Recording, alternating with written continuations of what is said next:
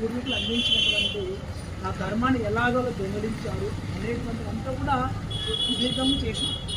నేను ఎక్కడా కూడా దాచిపెట్టలేదు. అలాగే గతంలో కూడా నేను చెప్పాను, కరపత్రాలు కూడా వేపించాను. కరపత్రాలు వేపించినప్పుడు కూడా శివయ్య ఎలా నన్ను నడిపించినారు అనేటువంటిది కూడా నేను హిందూ సమాజానికి చెప్పాను.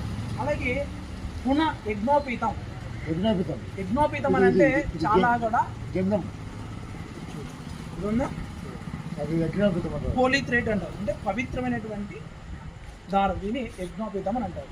ఈ యజ్ఞోపీతం కూడా నాకు మ్యారేజ్ అయినప్పుడు కూడా హిందూ మ్యారేజ్ ప్రకారమే జరిగింది. ఆ తర్వాత అప్పుడు నాకు యజ్ఞోపీతం విలువ తెలియలేదు. తెలుసుకున్నాను, వెతికాను, కసిగా గురువుల దగ్గర శోధించాను, అడిగినాను, తెలుసుకున్న ప్రతి ఒక్క గురువు దగ్గర ప్రాధాయపడాను. తెలుసుకొని పరిశీలించి నమ్మకం కలిగిన తర్వాత జంధ్యాల పౌర్ణమికి